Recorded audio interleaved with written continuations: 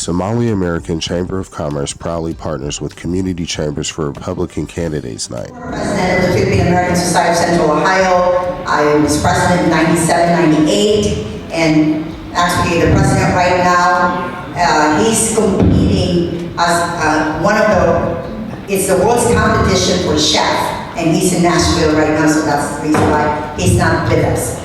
But anyway, we have about 600 families of Filipinos here. Of course, most of them are nurses and doctors and educators. So they're around, and they offer free membership. And by the way, I was going to say, of course, all of those who spoke this evening, you know, they're open for membership. I know I asked Paul, it's free, just sign up. And for same with PASCO, Philippine American Society of Central Ohio. Now I'd like to ask a member of the Somali American Chamber of Commerce. Last night, October 10th, 2024, the Somali American Chamber of Commerce, along with the Asian American Commerce Group and other key community organizations, hosted the Republican Candidates Night at the Dublin Recreation Center in Dublin, Ohio. Thank you, Judge Hawkins.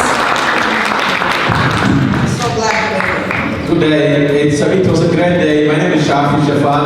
I'm the president of the Somali American Chamber of Commerce. And it was a great initiative that the minority communities have now come together. And this will be the voice of the minority communities. I'm not going to be talking on behalf of the Somali Chamber of Commerce. I'll be talking on behalf of the minority communities in Central Ohio. The leaders of the minority communities, as you can see there, have joined hands. Not only on political matters. Today we have the Republican night. We will have again on the 22nd the Democratic night. And we are bipartisan on this. We were very clear on this. The minority communities have been sidelined in Central Ohio for a long time. We need to be recognized. We are on one team. We are sending our message both to the local and the national leadership. If you want to campaign in Ohio, if you want to reach out to the minority communities, this is the team to reach out. We are more than happy to elect candidates, not on party's position. We are going to elect candidates on the background position. We are tired of candidates who go there and pursue their own interest. Not anymore. We want candidates who will care for the communities of Central Ohio, regardless of color, and candidates who also will care for the minority communities and build a greater Ohio together. Tonight was a beautiful night, and we'll continue with these sessions, and I'm sure in upcoming elections there will be a difference. Please join us in getting hands together with all these minority communities here, Asian American Chamber of Commerce, Asian American Chamber of Commerce, Somali American Chamber of Commerce, the Liberal Initiative that did, initiated for us and help us, the Asian American Commerce Group. It's an honor. It's something that had never happened here. This is a big number. Candidates, be aware. We are so united this time, and we decided to join hands. So please respect the minority communities in Ohio and make sure the minority communities are given their rightful policies. Whenever you are building anything, we are the backbone of the economy of this great nation. So we need to be recognized. And we are so united. So this was a grateful night again, and we are willing to see you guys again in the Democratic night to see more candidates, and we will engage with the national level also, and we will make sure the minority community votes goes for the right candidate. Thank you so much. I represent Liberal Initiative. Liberal Initiative is a non-profit organization. We are focused on empowering and educate the Latino community in order to live with the dream, the American dream, fully. So we have four. The event brought together political candidates from the U.S. Senate, U.S. House, and Ohio House, providing an invaluable opportunity for the community to engage directly with them. Notable attendees include Mike Carey and Troy Balderson, candidates for the U.S. House of Representatives, Bernie Moreno for the U.S. Senate, and Bessa Sheriff for Ohio State. You know, my story is not that much different than many of yours. I'm a first-generation American. My father came here to the United States to provide me and my brother and sister the American dream. I'm a small business owner as well, and I really believe in commerce, moving our economy forward, and equal participation in our government process. Omar's a great friend of mine, so whatever he says behind my back, you know, just take it with a grain of salt. But in all sincerity, the other young ladies that I work with up here on the stage share our commitment to moving our economy forward, to making a difference, and to providing all cultures access to all facets of our government. And so by you guys being here, I'm very proud and excited because this is your country as much as it is mine, as much as it is Omar's, as much as it is of theirs. We all share in the responsibility for moving our country forward. And this is what makes America great, right? I mean, look at all of us, right? We're all from different walks of lives, different stories. We've come here from oppression. We've come here for a better opportunity. We've come here to realize the American dream. And in the State House, as a small business owner, as a free market capitalist, as someone that wants to move our country, our state, our local economy forward, I am here to work with you.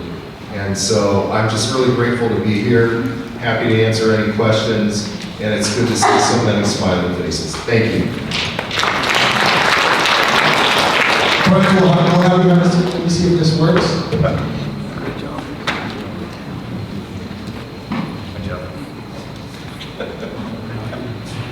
It's working? There you go. So, when we say that it's going to start at 5:30, and Pakistani Standard Time is 6:30, right? But I thought it was only limited to the Pakistani community. So I guess I was kind of wrong. You know, I'm going to take it back. Germans are late too. That's okay. All right, so nobody really turned in any questions? Does anybody have any questions that they would like to ask? It's supposed to be written on a card. If not, I have a bank. Question back? Okay. So it's going to be on economy and fiscal policy. So recently, families in our communities have been struggling with the rising costs of groceries and everyday necessities. Many small businesses have to make tough decisions to just keep their doors open. How do you plan to address the inflation and promise economic growth to support both families and small businesses in our district? So it's a great question. I'm glad you brought it up. As the former vice chair of Ways and Means, which handles the majority of the tax, property tax, income tax, taxing, issues that we face here, I've been able to work on a lot of legislation and have some things passed to help mitigate those costs for homeowners and businesses as well. Along with Representative Lear, we have served together where we were able to remove 5 tax brackets from our economy. We've removed the cat tax and raised the threshold for what a small. During the event, President Shafi Ahmed emphasized the need for recognition of minority communities. He stated, minority communities have been sidelined for quite a long time, and it's time for them to be fully recognized and included in the political process. His message resonated with attendees, highlighting the importance of inclusion in shaping the future of our society. Hi everyone, how are you doing tonight? This is an incredible evening. It's so nice to see everyone here. My name is Bessa Shear. I'm running for the Ohio Senate, District 16. So Brian said he's a first generation American, so I guess I'm zero generation. I came here when I was 17 years old, about 20 years ago, 21 now. And I went to engineering school. I came here 10 days before I started school. I graduated mechanical engineering and met my husband at the library of our school at Wright State University. I immigrated from Albania. For those of you that are not familiar, Albania was communism for 50 years. My family was incredibly persecuted. 7 people of my family were executed for thinking and looking to the West, for believing in God, for believing in our inalienable rights. And so from a young age, I understood the importance of a republic. I understood the importance of a democracy, one that functions well. Fast forward, I came to the United States. I got my mechanical engineering degree. I decided I was going to be an engineer forever, be a good wife, a good mother. And then 15 years into that career, something wasn't working. So I decided to I founded my own business, a small financial consulting firm that I operate still. So I'm a small business owner, and most of my career has been in the private sector. I'm running because there's a couple of reasons, but the first and the biggest one is I want to do something good for the country that's done everything for me. And so if there is someone that can relate to you all coming to this country with barely anything, I spoke English, so that I had that, but I came from a third world country. I had very little in means. I was raised with a big dream and with a lot of love for the United States. So I am in pursuit of the American dream the same way you guys are. I have 2 young daughters, a 9 and a 3-year-old, for whom I go to work every day, I fight every day, and so a lot of things that are near and dear to my heart that are happening in this district right now are part of the reason why I'm running. Just real quick, how much time do I have? Oh, she forgot. Your speech was so good. So just real quick, District 16, you're standing in it, right? Dublin, Hillary, New Albany, Vienna, Westerville, Blackfoot, a little bit of Worthington, and a little bit of Columbus.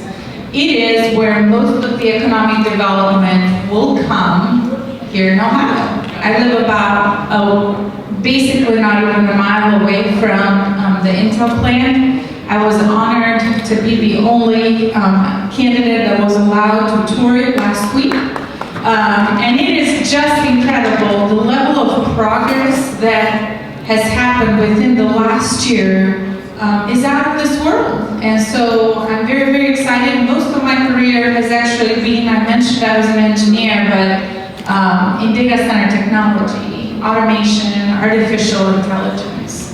And guess what? Within this district, we have 4 of the largest data centers in the nation.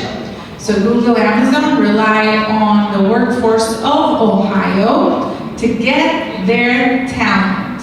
So just think of that for a minute. As people and opportunities come to Ohio, we're going to have to work on housing. We're going to have to upskill the people that we have today, right? And accommodate new workforce that will come here from other states, which is very important. Which means when we're asking executives to move here to Ohio, the first question they ask is, what's your education like? What's your childcare like? What's your housing like? So we need someone that is effective in the Ohio Senate that can get things done. And guess what? I can be bipartisan. I have a master's in international negotiation and policy making. Literally, I can negotiate anything, just ask my husband. Thank you.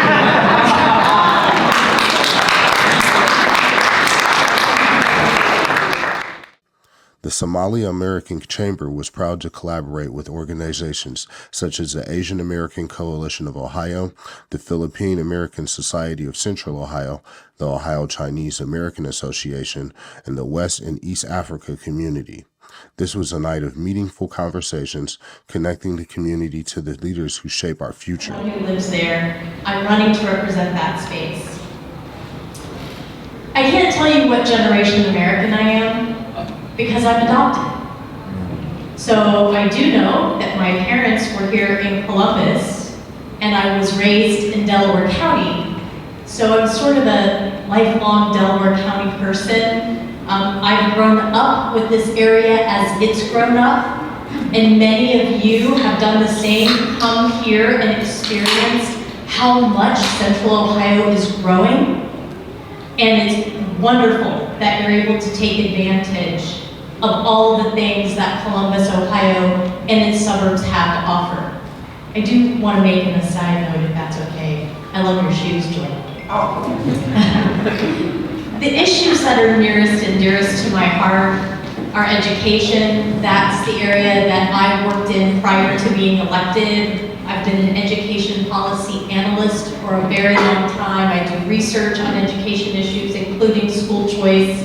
I'm very supportive of that, but also supportive of the idea of public district schools, because I know that we will never have enough private schools or charter schools, which are public schools for everyone. So we have to make sure that our public district schools are also excellent. And the biggest concern to me is that we focus on academics and we take as many dollars as possible and put them in the classroom. That is one of my goals for next session. If God willing, I get to go back. And I'm excited to work on that. I've also been working on the problem of property tax. Those of you who own your home, you understand how much those are raising constantly. We have entirely too many taxing jurisdictions in Ohio. Over 6,000 different entities have the ability to raise our taxes. We need to slice that number, but we also need to do something like House Joint Resolution 6.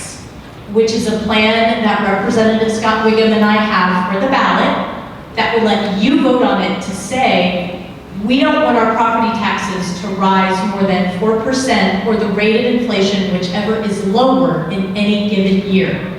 That would be a good start. It's not a solution, but it's a good start, and it gives you the chance to have a say in whether you want to cap your property tax growth or not.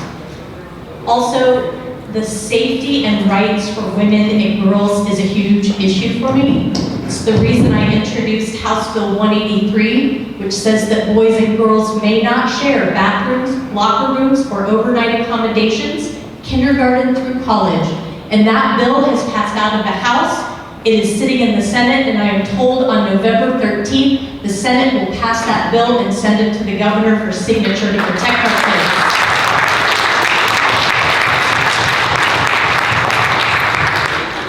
And lastly, I think it's very important that Ohio help with the immigration issues that we have. We have so many wonderful legal immigrants who need to weigh in and help us figure out the best way that we can handle what's happening in our state, because our tax dollars should be used on legal citizens and on people who have gone through the process. So I'm asking all of you if you would consider reaching out to my office and sharing your ideas of the best ways that we can make sure that we're having a wonderful immigration system in Ohio so that all legal immigrants are able to enjoy the freedoms and the liberties that we have here in this state. Thank you. That was wonderful. I appreciate it. I got 2 questions for you. So, yeah, come on.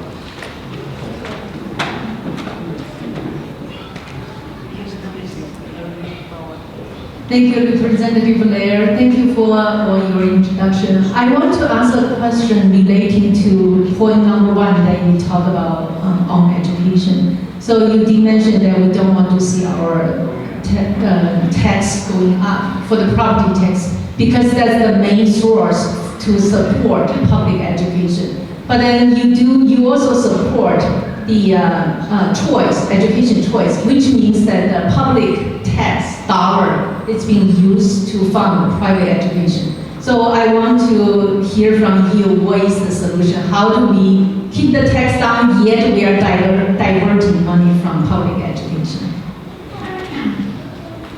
Thank you for asking that. So when I worked at the Buckeye Institute as their education policy analyst, I actually did research on this issue similar to what you're asking. It was specifically about charter schools, we call them community schools in Ohio, and whether or not they were taking money from the district schools. What I discovered when I did the research, because they were not allowed to access any of the local tax dollars that come from levies, is that what was happening with each child that left a public district school to go to a charter school, all of the local money that would come through that child stayed. So only a portion of that money went with them to the new school. As a result, there was actually more money to spread around to the other students who remained. So say you had $20,000 coming into a Columbus school for a student, and let's just say 5,000 of that was local. So if the child left, that $5,000 would be spread around to all of the other children. Now, the question is, how can we continue to provide for the district schools if kids leave with Ed Choice? Ed Choice money is a separate pot. So the local money that comes in from levies does not go with Ed Choice students. It's the general fund of the state of Ohio that has to pay for that. And my plan to make sure we focus on academics is actually going to lower the cost of education, because right now, many of the things that we do in our schools are not academic in nature. If we focus on English and math and writing and science and history, those extra dollars that go into other issues that are mostly social are not going to need to be used. We will be able to save money in the schools by focusing on academics and helping kids do better. So I think we can do all of it. I think we can do school choice, and I think we can also improve our public schools at the same time. As you know, Washington is broken. It is very polarizing. We don't get a lot of things done in Washington, D.C. because we have a lot of partisanship, and so people are just not working together. I'm not saying that he hasn't done some things for us as, Ohio constituents. I'm not saying that he's even done a horrible job, but what I'm saying is that we now need to pass the baton because we have bigger problems to solve, and they're just not getting done for Ohio. We need somebody like Bernie Moreno. And what I like about Bernie Moreno is he brings that outside perspective to Washington, D.C. And Washington, D.C., as you know, it's a huge bureaucracy. Things are just slow. It doesn't move at the speed of business. But when you're a business person, you have to make decisions. You have to eat what you kill. And I'm just saying that because what you do every day depends on if you're going to eat and be able to feed your family. Bernie knows, as a business person, how to make sure that he is making good decisions that takes care of not just his family, but other people's families. They rely on him making those smart decisions. And as a business owner, he's bringing that perspective to Washington. He's bringing that passion and that resolve to Washington, D.C. Like myself, who came to the public sector after 25 years working in the private business, nonprofit sector, we know how to solve problems. So I like that about Bernie. The other thing that you get with Bernie is you get somebody who's a top producer. You're not going to get somebody who just goes in there and, there's two types of horses that they say that politicians are. You get your show horses, those that just kind of go in there, want to be seen, think it's all about them, and you get your work horses. People who actually go in there and get the job done, roll up their sleeves. And so he's running for the right reasons. This is not something that he needs. He feels a compulsion to come and help straighten things out. And the stakes are just very, very high in this election. As you know, we have an illegal immigration problem where people are pouring into the country that are illegal, and it is definitely hurting us as not just our economy, but it's hurting us, our community, our values. Everything is being destroyed, and we need to make sure that we take care of that problem. Kamala Harris and Joe Biden had 4 years to take care of this problem, and they're not getting it done. So we need to get it done. Also, as you know, if you've checked your electric bill lately or the gas prices at the pump, inflation is just so high. And we need smart people in there that realize that you just don't throw money at problems, but you have to be transformative and not transactional. And all the Democrats do is throw money at problems. Every time there's a problem or a social issue, they're just like, oh, let's just throw money at it. And now we have a workforce of people that just don't want to work. You have to pay top dollar just to get people to focus on the job and not be on their cell phone and on social media. And a lot of you know that that is true.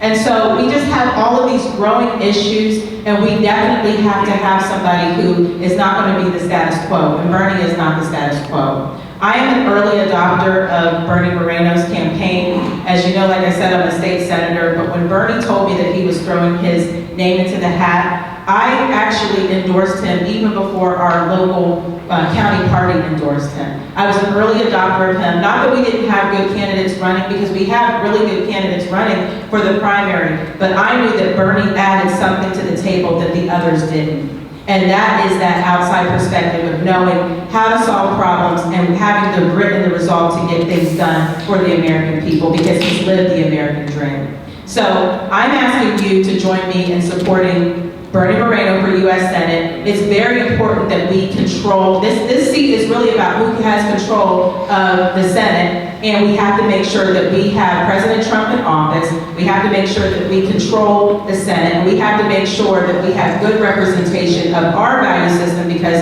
this is about the soul of America. This is a battle between good and evil, and it is about the soul of America, and that's really what's at stake.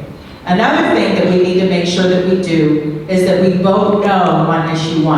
Now, I know that you've heard many people talk about it, but it is very, very true that if you think gerrymandering is bad, all it's going to do is gerrymander and make it permanent in our Constitution. I'm not saying that we have the perfect system right now.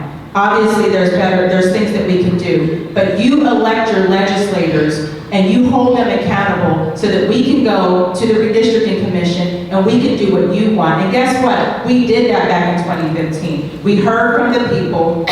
Over 70% of the state of Ohio agreed that they wanted this system.